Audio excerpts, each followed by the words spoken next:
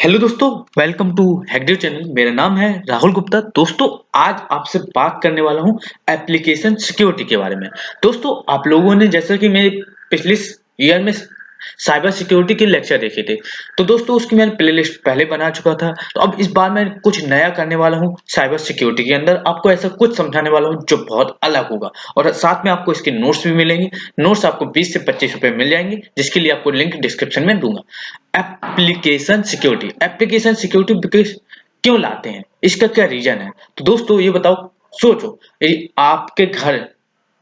आपका घर है और बहुत महंगा है, उसके घर में सोना चांदी गाड़ी सब कुछ है, तो उसकी सिक्योरिटी करोगे ना। उसी प्रकार से एप्लीकेशन में बहुत सारे यूजर्स आते हैं, उनके डेटा रहता है, तो उसको एक्स्ट्रा सिक्योरिटी देने के लिए हम लोग एप्लीकेशन सिक्योरिटी लाते हैं। अब इसमें ये रेंज को प्रिवेंट किया जाता है पहले से कि चोर कैसे चोरी कर सकता है, यानी अपने घर में कैसे चोरी कर सकता है। तो वैसे ही हम अपने घर की सिक्योरिटी करते हैं, वैसे ही एप्लीकेशन में होता है। Application security is the general practice of adding feature और functionality to software to prevent a range of threat. मतलब चोर से बचाने के लिए अपनी एप्लीकेशन में एक एडिशनल फीचर को ऐड किया जाता है, ये फंक्शनैलिटी ऐड की जाती है सॉफ्टवेयर में। आपको ये पहला पॉइंट मिल गया।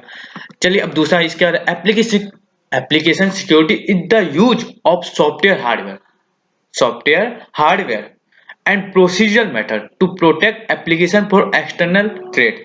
एप्लीकेशन सिक्योरिटी एक ऐसी सिक्योरिटी है जो यूज करी जाती है सॉफ्टवेयर में भी, हार्डवेयर में भी, और प्रोसीजरल मेथड है टू प्रोटेक्ट करने के लिए। प्रोसीजरल मेथड होता है जो प्रोटेक्ट करता है अपने एप्लीकेशन को। कहाँ से? एक्सटर्नल थ्रेट, मतलब जो बाहरी थ्रेट है, मतलब बाहरी चोर आ सकते हैं। मतलब आपके इंटरनेट में आप खड़े अपने हो, तो इंटरनेट में कैसे भी चोर आ सकते हैं, आप उन चोरों के बारे में आपको नहीं पता है। तो उन चोरों से बचाने के लिए कौन सी सिक्योरिटी यूज होती है? Application security.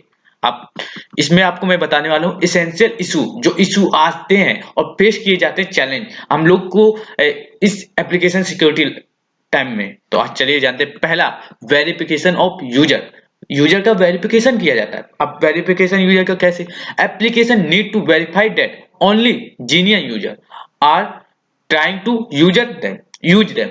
मतलब सिंपल सा है, यदि आपका घर है, वेरिफिकेशन ऑफ यूजर, आपके घर में कितने लोग आ सकते हैं? आप आपकी मम्मी, आपके पापा, आपके भाई, आपके रिश्तेदार, इसके अलावा कोई और आना चाहता है तो उससे आईडी कार्ड मांगा जाएगा। यानी मान लीजिए चलिए एक बड़ी सोसाइटी है, बड़ी सोसाइटी मतलब एक बहुत अच्छी सोसाइटी है, और उस सोसाइटी में रहने के लिए यदि कोई एक्सेस लेना है तो आपको पहले अपना आईडी कार्ड दिखाना होगा। वैसे ही इसमें क्या होता है? वेरिफिकेशन ऑफ यूजर, यूजर का वेरिफिकेशन किया जाता है। यदि वो यूजर जीनियन है तो उसको एक्सेस दिया जाता है, नहीं तो उस बंदे को एक्सेस नहीं दिया जाता है। अब दूसरा, ग्रांटिंग एक्सेस टू यूजर। अब ग्रांटिंग कौन सी एक्सेस किया जाता है? Only one user authorise, only one user authorise, some user only authorise. ये तो एक यूजर को ऑथराइज किया जाएगा, ये सम यूजर को। आप जैसा कि देख सकते हैं, जैसे अमेजोन को यूज करते हैं, तो अमेजोन प्राइम में क्या होता है? ये तो एक यूजर के लिए दिया जाता है, या तो 5 यूजर की परमिशन दी जाती है। एक साथ ही 5 से ज्यादा यूज करना चाहे तो नहीं कर सकते। जैसे कि आपने हॉटस्टार वीआईपी खरीदा होगा कभी, तो हॉटस्टार वीआईपी में क्या होता है? बेसिकली हॉटस्टार वीआईपी में कुछ नहीं होता है कि आप एक साथ लाइव 5 यूजर नहीं देख सकते, सिर्फ एक ही यूजर देख सकता है। तो वैसे ही कहता है ग्रांटिंग एक्सेस टू यूजर, आपको यूजर को एक्सेस दी जाती है। So user access time check, user access person authorize और नॉट। यदि पर्सन ऑथराइज है तो उसको परमिशन दी जाती, नहीं है ऑथराइज तो नहीं परमिशन दी जाती। If user are authorize to access the system, यदि यूजर ऑथराइज है तो उसको एक्सेस सिस्टम को कर सकता है। यदि यूजर ऑथराइज नहीं है तो उसको डिक्लाइन कर दिया जाता है, और उसको जो सर्विस यूज करना चाहता है उसको यूज नहीं करनी दी जाएगी।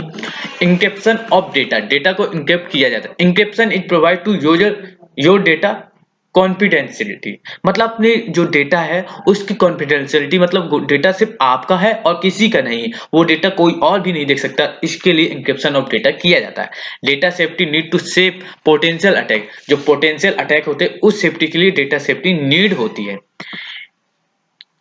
अब नेक्स्ट है इसमें इंक्रिप्शन डेटा, सॉरी, अब इंक्रिप्शन जो डेटा होता है वो सिर्फ डेटा क्या किया जाता है? Encryption data only access intent party and nobody else, मतलब जो एन्क्रिप्ट डेटा है सिर्फ वही एक्सेस कर सकता है जो उस पार्टी को दिया गया है, और अदर और कोई पार्टी यूज करना चाहती है तो उसको यूज नहीं कर सकती है। अब जो चौथा इसका पॉइंट आता है गारंटी डेटा इंटीग्रिटी। जो डेटा की इंटीग्रिटी है वो गारंटी की जाती है इसमें। ओनली डेटा कॉन्फिडेंट, जो कॉन्फिडेंशियल डेटा होता है वही बंदा यूज कर सकता है, जो ऑर्गेनाइजेशन लेती है। इसके अलावा कोई और यूज करना चाहता है तो उसको यूज नहीं दिया जाता है। तो इसकी गारंटी की जाती है।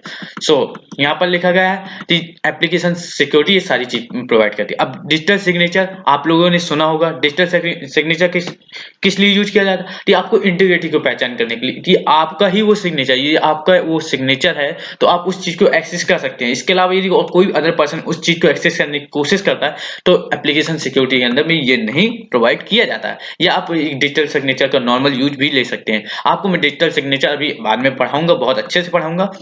अब safeguarding application for attacks, जो आपको एप्लीकेशन को अटैक से बचाने के लिए बहुत सारे सेफ गार्डिंग भी की जाती है। अब मैनी टाइप्स अटैक होते हैं या थ्रेट होते हैं जो पॉसिबल किए होते हैं, अपने जो सेफ्टी होती है। तो अब मैं एक एग्जांपल लेके समझाता हूँ कि जैसे कि आपकी एप्लीकेशन है। अब एप्लीकेशन में बहुत सारे अटैक आ सकते हैं और उन अटैक को कैसे सेफ्टी प्रोवाइड किया जाए, तो उन चीजों को सेफ गार्डिंग के अंदर लाया जाता है। अब टाइप्स ऑफ एप्लीकेशन सिक्योरिटी कौन कौन सी होती हैं मैं को आपको नेक्स्ट वीडियो में बताऊंगा, जिसका नाम होगा, जिसमें 3 टाइप की होगी आपको एप्लीकेशन सिक्योरिटी। पहली होगी डेटाबेस सिक्योरिटी, दूसरी ईमेल सिक्योरिटी, तीसरी internet security. Thank you friends watching this video. Like, subscribe, share.